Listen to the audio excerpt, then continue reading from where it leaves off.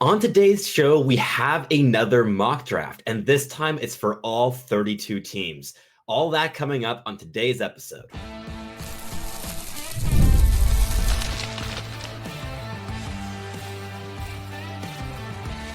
You are Locked On NHL Prospects, part of the Locked On Podcast Network. Your team every day. Hello, and welcome back to Locked On NHL Prospects, part of the Locked On Podcast Network, your team every day.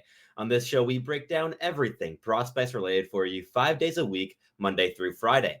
I'm your host, Sebastian High, the USHL scout over at Elite Prospects, and on today's episode, we'll be doing a full big mock draft with all 32 picks of the first round. So we're going to keep this a pretty high pace, a bit of a rapid fire episode here. We're not going to be delving into the in-depth details of the games of every single prospect here. More just going to be a quick little elevator pitch of what makes this prospect stand out, why they fit with that team, and quickly move on to the next, because again, we've got 32 teams and 32 players to get through here today. In the first segment, we'll go through the top 10, then we'll round out the top 20 in the second segment and finish off with picks 21 through 32 in the final one. So we're going to get into this episode right away, but first, today's episode is brought to you by FanDuel. Make every moment more. Right now, new customers get $150 in bonus bets with any winning $5 moneyline bet. That's $150 if your team wins. Visit FanDuel.com/lockedon to get started. So let's just dive straight into the episode here. And there's a lot of high-end prospects to talk about here in the 2025 NHL draft. It's not the strongest draft that we've seen in recent memory, but there's definitely quite a bit of high-end talent here, especially for the top 10 teams selecting on draft day. So let's get things started here right away at number 1 with the New York Islanders. And I still have them going with the most likely player here at number 1 being Matthew Schaefer, the do-it-all two-way left shot defenseman who's an elite skater and is just high-end across the board. Whether you're talking in terms of physical impact, he's pretty good. But the handling, the playmaking, the shooting, the intelligence, these are all well above average projections. And he's a player that, in my eyes, has a pretty linear pathway to becoming a top pairing defenseman at the NHL level. And especially down that left side, that's not something that the Islanders really have in their system. If they're able to hang on to Noah Dobson, and I mean, adding in a player of the caliber of Matthew Schaefer could be a good way of convincing him to stick around longer term. But I mean, getting in a player who can be that number one guy on the blue line, you don't find those all the time in free agency. You have to find them at the draft, and this is one very special talent, and he's very young for the draft class, which also just gives him a lot more runway to explore his game, especially if he's able to stay healthy next season. Moving on to second overall and the San Jose Sharks. I still think that Michael Misa is the best fit here for the Sharks. A two-way center. I mean, imagining a center core that you have both Macklin Celebrini and Michael Misa, whew, that is a very exciting idea long-term for the Sharks in terms of just team building. Michael Misa, in terms of player comps, Celebrini's pretty high up the list for me. Those two guys have relatively similar impacts. You see a little bit more like rush attacking with Celebrini than you do with Misa, but beyond that, in terms of two-way details, just knowing where they have to be on the ice, high work rates, high-end intelligence, being able to make a difference with elite level shooting and playmaking ability, being a true dual threat in the offensive zone, winning key draws, and just showing a lot of maturity for this age. There's so many links to draw between these two players. So to have both in the same organization, I think would be just a little bit too exciting to pass up if I were in GM Mike Greer's shoes on draft day. So that's what I have the Sharks doing here. At number 3, we have the Chicago Blackhawks, and a bit different to last mock draft I did. I have them going with a stabilizing center this time around. This is one thing that we've seen with the Blackhawks this season. Connor Bedard has not been like a stabilizing force down the middle for the Blackhawks, and that's not really what his role has ever been like supposed to be at the NHL level. He's just a dynamic offensive threat, but could use perhaps a stabilizing piece to play alongside him. So I have them going for Anton Frondell at 3rd overall. A player who's able to make a difference with his high-end shooting ability. He has the best shot in this draft class, in my eyes. The power, the ferocity, the one-time threat. These are really high-end abilities. And on top of that, he adds really good defensive details. He works hard defensively, very aware, very intelligent defensive player. I think that the off-puck intelligence as a whole is a real area of strength with Frondell. Strong scanning supports this. And while the rush implication is still quite low in terms of engagement, the skating and the speed leave him like chasing the play a little bit off the rush. He's really quite solid in the defensive zone and in the offensive zone once he is in those two zones, but actually getting between those is something he'll be having to work on as he progresses to the NHL level. But for the Blackhawks, in terms of a defensive guy who can finish chances and being surrounded by a lot of skill pieces in Chicago with all the prospects, I think that fit works out quite nicely.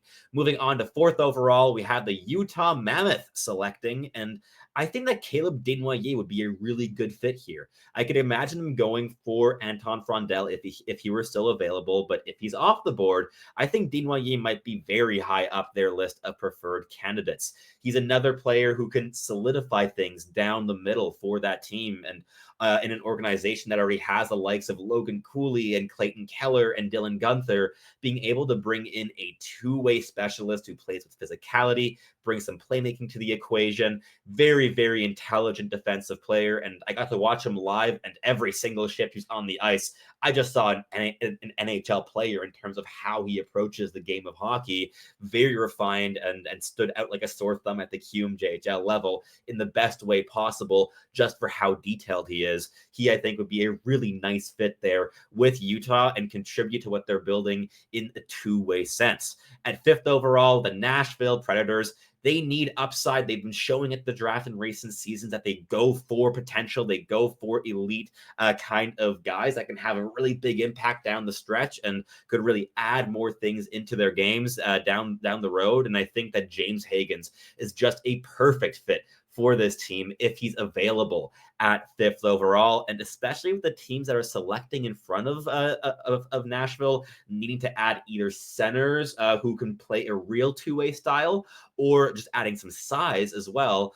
I think that the chips are kind of laid quite nicely for James Hagens to fall into the lap of the Nashville Predators here. Brings so much dynamism off the rush, high-end playmaking, really, really dynamic junior player as a D-1 last year, being like the driver of the bus with the NTDP and working very, very nicely off of Ryan Leonard and Gabe Perreault with Boston College this year. I think that at 5th overall, you're getting a really, really good value pick here. In my eyes, he's still the 3rd best player in this draft class. Moving on to 6th overall, we have the Philadelphia Flyers. And for Philadelphia, I think that going for a center is kind of a must at this slot with what they need in their organization. And the player I think they might go for, especially considering that there are some injury concerns around Roger McQueen, is Brady Martin. And yes, this might seem like a little bit of a reach, but I think he brings a level of physicality and intensity that would be so embraced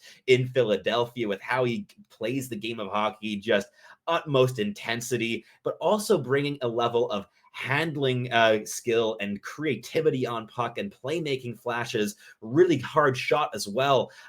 There's so many offensive elements, I think, that are quite high-end projections with Brady Martin. He's a player that I think could be a big riser in terms of redraft after 1, 2, and 3 years and looking back at the 2025 class. And I think that the Philadelphia Flyers might just take that swing at 6th overall, and he'd be a great fit to put next to a player like Matvei Michkov.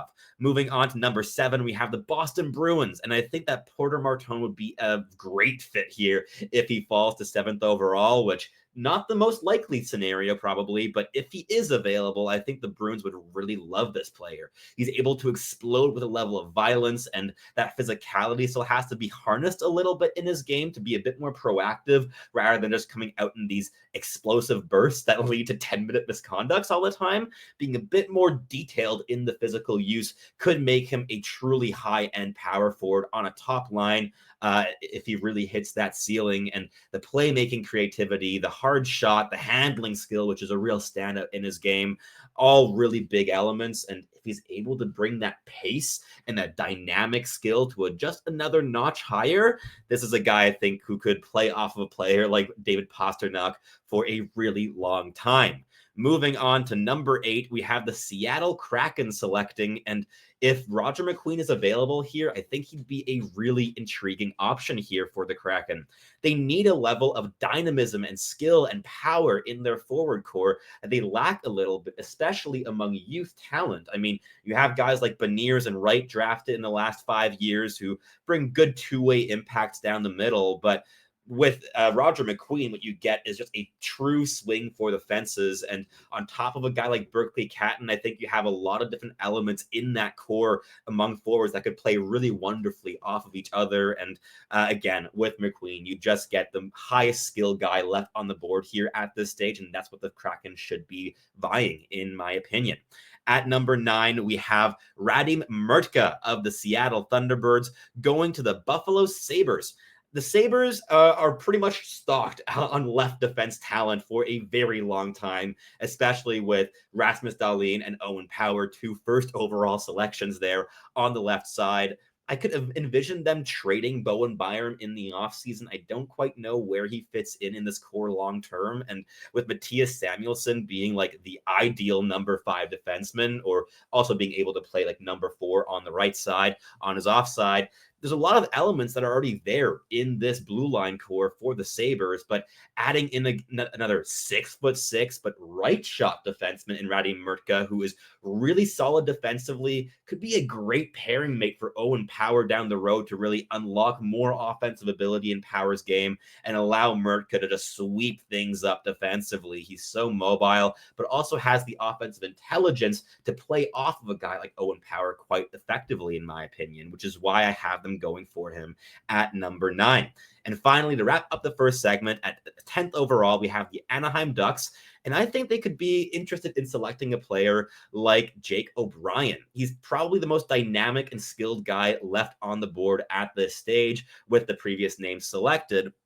And I think that the Ducks are just very pragmatic drafters when they're not deciding to just go for pure chaos factor on draft day, that is. But I think that he would be a guy where there's so much runway in terms of developing him physically. He's so still physically immature. I think that they could really channel him, especially while being insulated by more physical players like Mason McTavish or Leo Carlson, for instance, to being a really, really solid top 6, do-it-all offensive guy with the high-end playmaking ability. The shot isn't the biggest strength, but there are other guys in that lineup that can finish chances. I think that Jake O'Brien would be a great fit for the Ducks, but I'd love to hear from Anaheim Ducks fans down below in the comments. Would you like Jake O'Brien at the number 10, or do you want to get a different profile of player at the draft this year? I'd love to hear your thoughts, but that wraps things up here for the first segment. In the next one, we're going to keep things going with picks 11 through 20, but first, a quick message from our sponsors here at Locked On NHL Prospects. The NBA playoffs are in full swing, and every single night delivers highlight-worthy performances, major momentum shifts, and can't-miss moments. Whether it's a game-winning shot or a breakout player, there's never been a better time to get in on the action. FanDuel makes it easy to stay in on the game before tip-off and live. With player props, performance trends, and same-game parlays, fans have more ways than ever before to play smart and win big. Which players are showing up in the biggest moments, and how could tracking their trends help you build your next bet?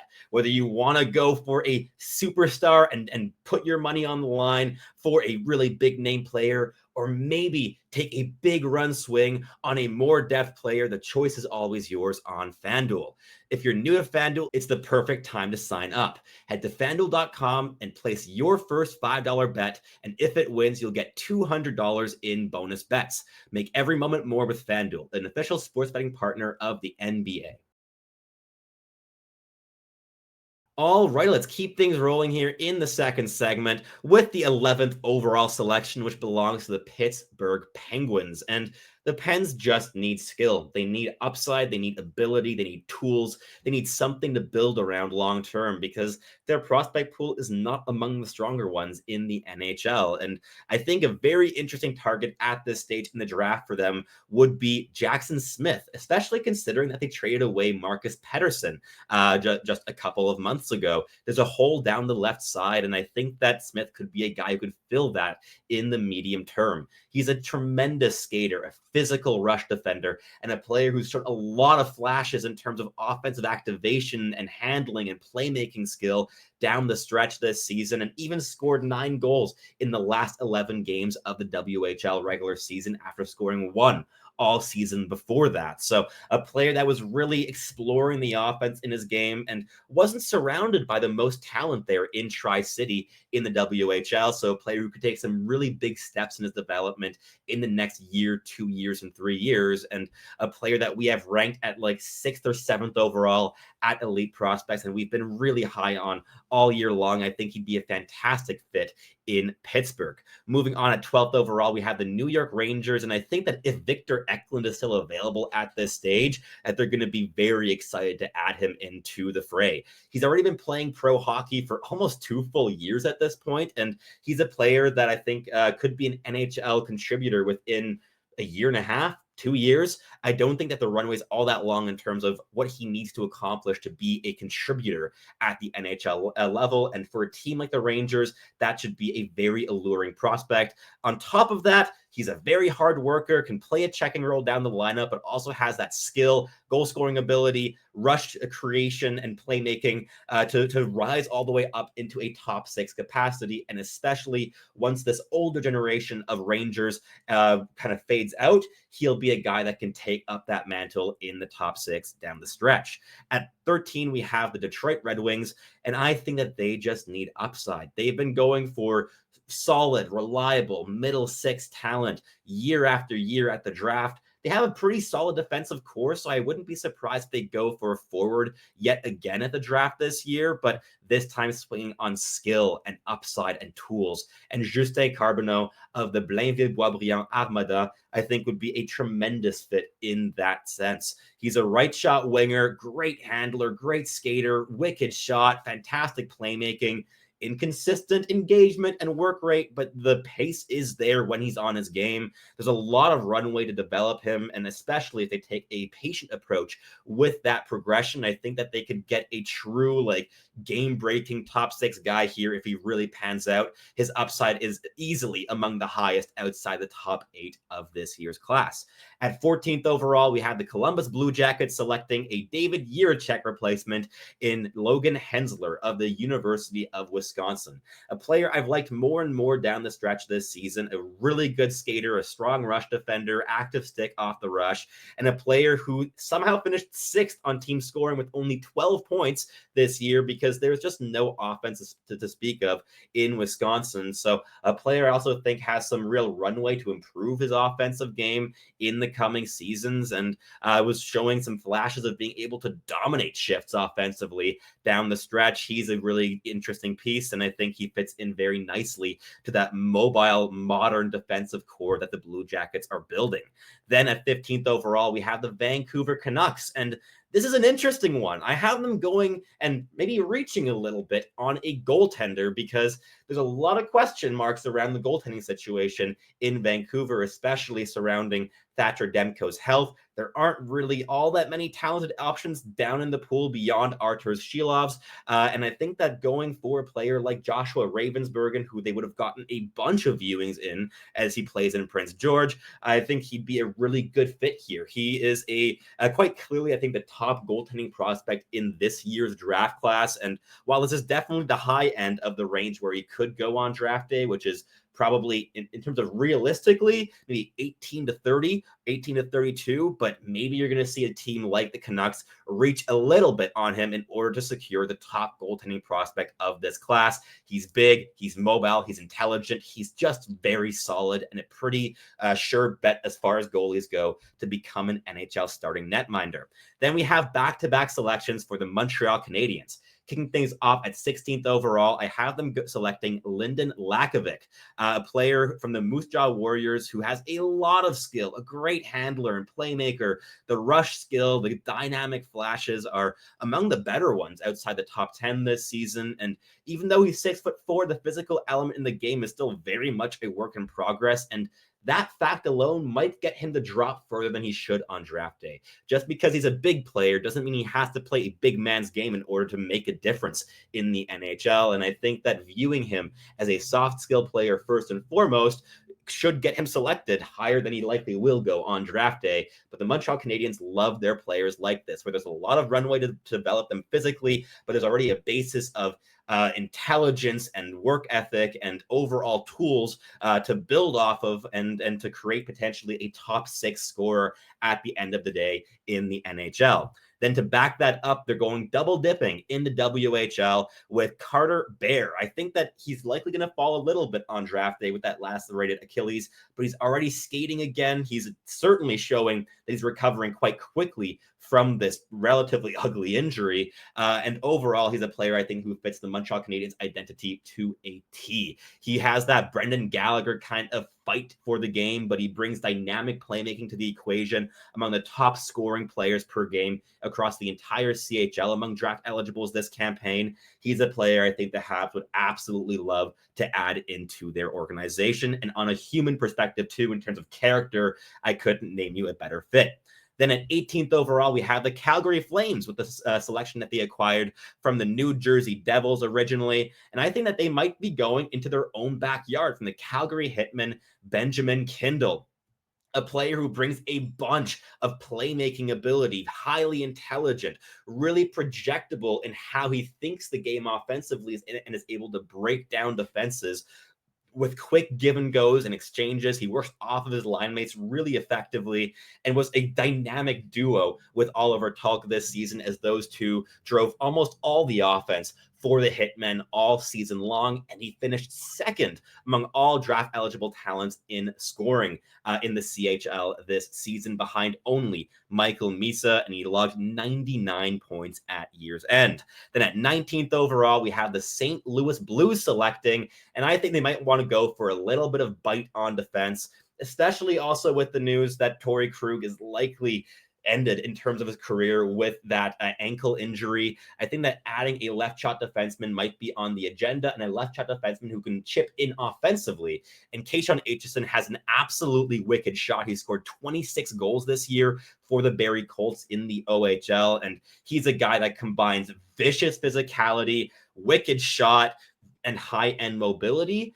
A lot of the decision making is quite raw in terms of breakouts and finding passing outlets. These are still things that are developing in his game. So there are definitely areas that have some hesitation among the scouting community with this player. But in terms of NHL style and playoff style bite, this is a guy that the Blues are going to want to add to their lineup. Then finally for the segment, we have a 20th overall, the Blue Jackets selecting again with the selection they got in that Jiricek trade from the Minnesota Wild. And I think they might be going for Malcolm Spence in this range, a player who plays with real physicality and bite. He's a hard worker. You know what you're going to get. He's intense. He's middle driven, good playmaker, good give and go kind of player, plays at pace. He's already physically filled out in his frame. He's like 6'2", 200 pounds, and one of the older players in this year's class. More of a known quantity, but after selecting a guy like Logan Hensler to fill out the blue line, I think bringing in a player like Malcolm Spence to just add in some middle six depth down the road in like maybe even just 2 years' time, he's probably closer to the NHL than any other player left on the board at this stage. Makes a lot of sense for a Blue Jackets team that's trying to make that leap to be a playoff team in the next couple of years. But that wraps things up here for the second segment. In the final one, we'll wrap up the show with picks 21 through 32. But first, a quick message from our sponsors here at Locked On NHL Prospects.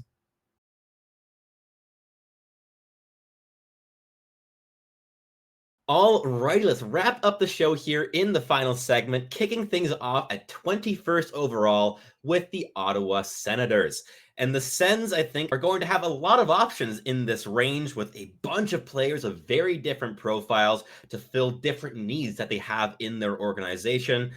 But I wouldn't be surprised to see them going for another center who can bring some size down the middle. And a player who fits that mold in this range would be Jack Nesbitt, a player that they would have gotten a lot of viewings as well in on as he plays in the OHL. And he's a guy that at 6'4" brings a lot of checking skills and scored over a point a game this year as well. But overall, I think that he's a bit more of a bottom six projection than a middle six or top six guy, but has a much higher likelihood of making the NHL in some capacity. And the Sens are just trying to get over that hump right now. I think they would like the idea of getting a player who could contribute within 2 or 3 years rather than waiting for 4 or 5 or 6 years for a guy that has a bit more upside, but isn't going to contribute within this current window of the current contract signed by the team. Moving on to 22nd overall, we have the Philadelphia Flyers selecting with the pick that they got from the Maple Leafs.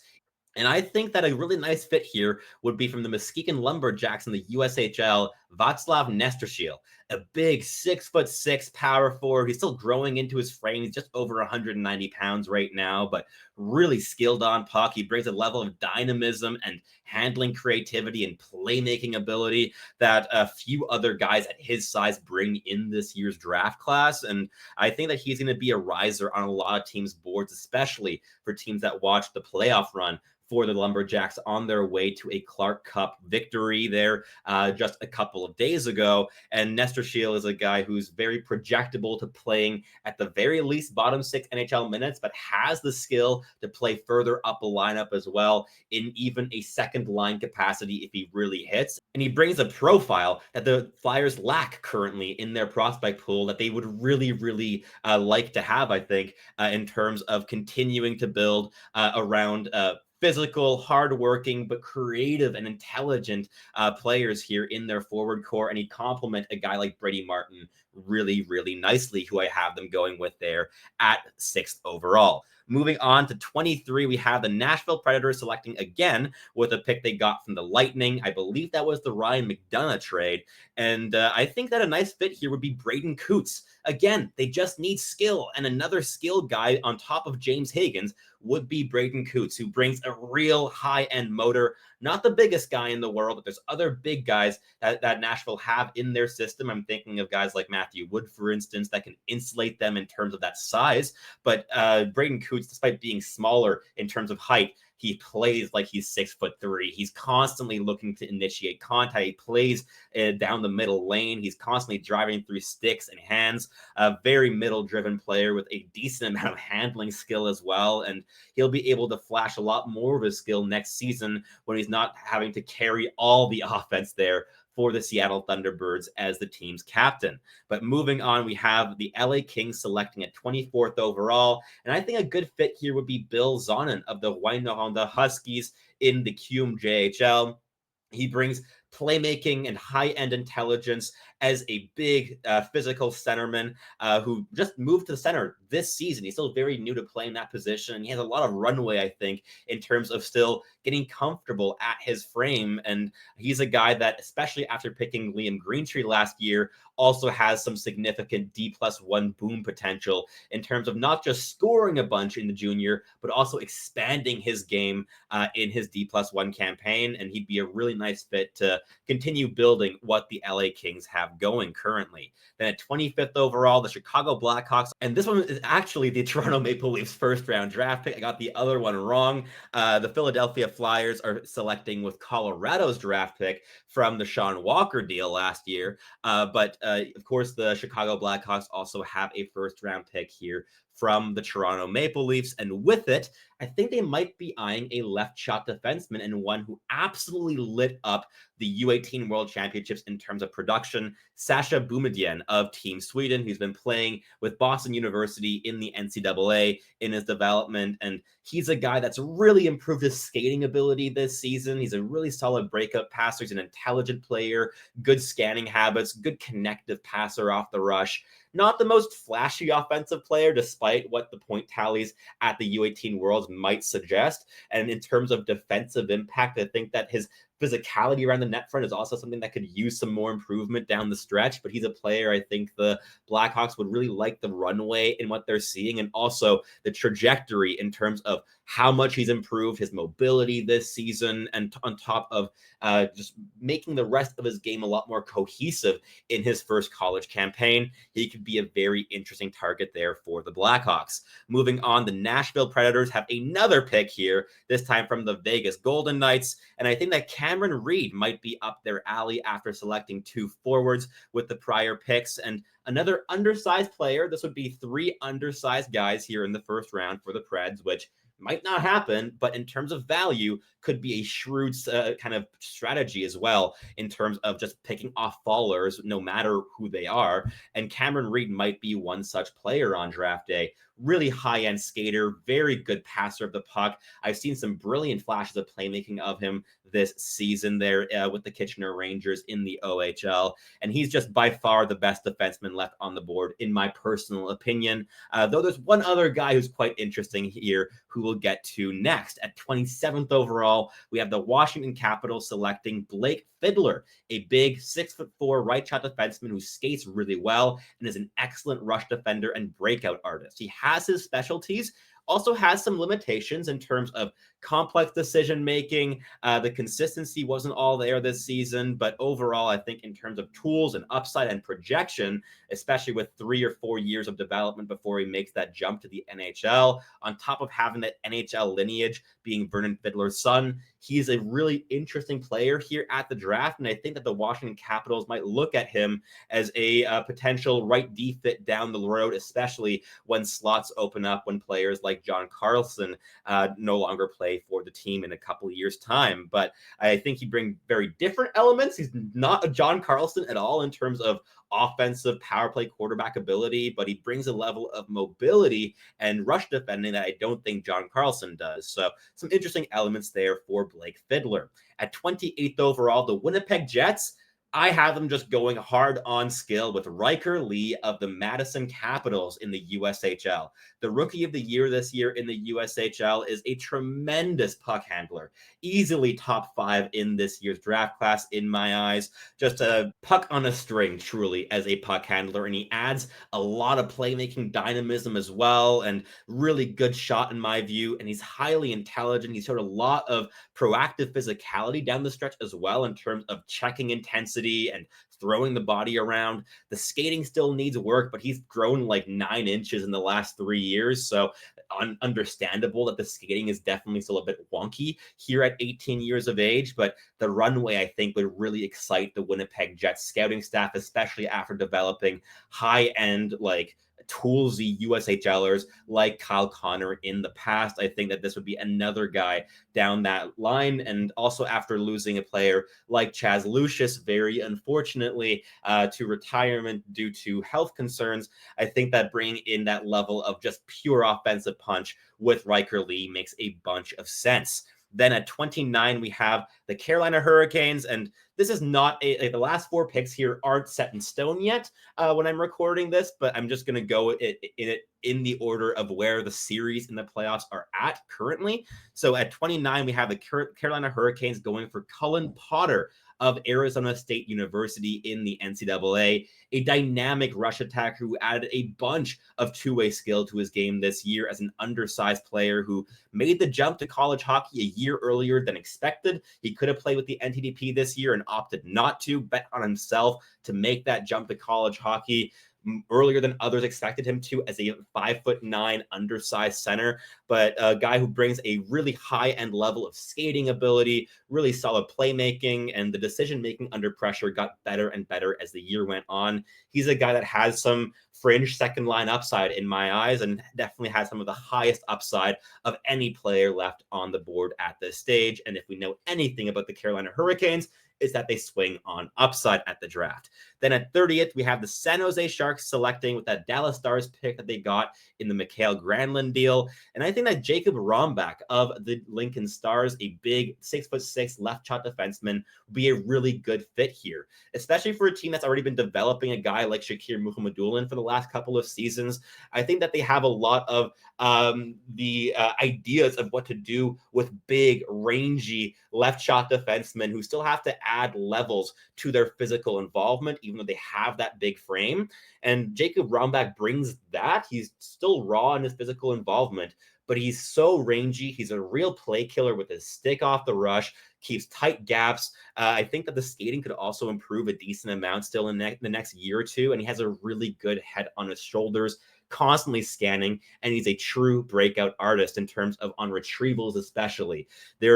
I don't think there's a single defenseman in this year's draft class that is as efficient and like consistent on retrievals as Jacob Rombach has been this season for the Lincoln Stars, just constantly making sound decisions and getting the puck out of the defensive zone with control. He's a guy I think could be a really solid number 4, maybe even number 3 defenseman down the stretch, but is likely going to take 3 to 4 years of development. But luckily, the San Jose Sharks have time to be patient, especially with players of this mold. Then at 31st overall, another Philadelphia Flyers selection, their 3rd selection of the first round, and I have them going with Jack Murtagh after selecting Václav Nestrašil and Brady Martin, doubling down on intensity at forward with each of these selections in the first round. No defenseman here, which might be a bit of a hot take, but I do think that Philadelphia will have a lot of desire to add grit and combined with skill offensively at the draft, and they just fit perfectly in terms of the ranges of where they're selecting to pick up these guys. Jack Murtagh, very, very hardworking, physically engaged player with a wicked shot playing with the NTDP this year. And he's a guy I really liked in my viewings this campaign. Very projectable talent. He's going to be a bottom 6 checker almost no matter what on the wing. And he's also a guy who's an August, I believe, 22nd birthday. Very young for this year's draft class. Lots of runway to developing his game. And he's also off to a very strong development program there in Boston. So a player, I think, who's going to take some steps in his development. He grew his playmaking game as well as the year progressed this campaign, and just brings a very projectable, middle-driven, hard-working style that will fit the Philadelphia Flyers organization very, very nicely. And finally, to wrap up the show with the last pick of the first round, I have the Calgary Flames with that selection they got from the Florida Panthers in the Matthew Tkachuk deal, selecting Cole Reshny. And this would be a nice little consolation prize to that Matthew Tkachuk trade, because Cole Reshny has a significant amount of offensive potential. His offensive production down the stretch, especially in the last third of the season, was among the very best in the entire CHL, draft eligible or not, especially in the playoffs. He was lights out. He's a player that brings a lot of playmaking skill off the rush, but is a bit of a junior style creator in terms of creating off the periphery, not being the most middle-driven player, being a bit undersized and not having a really high-end level of skating to support him. So there are some of these aspects that give me a bit of hesitation in terms of his NHL projection, but his late season spurt definitely made him a first-round caliber talent. And the Calgary Flames, they need more skill in their lineup. And I think that especially after selecting a guy like Ben Kindel, doubling down on WHL scoring and skill and intelligence makes a lot of sense for this team. But I would love to hear from your thoughts down in the comments down below if you're watching on YouTube. Did I get some of these picks wrong? Which player should your teams be selecting in the first round on draft day? I would love to hear from you and your thoughts in the comments. And if you're listening on your favorite podcasting platform, please do make sure to make us your first listen of the day. We always appreciate our everydayers here on the pod. And for your second listen, you can head on over to Locked On Fantasy Hockey, where Flip and Steel break down everything you need to know to build yourself a competitive and sustainable fantasy roster. That wraps things up. I'm your host, Sebastian High. Thank you so much for tuning in as always, and I look forward to catching you listening again very, very soon.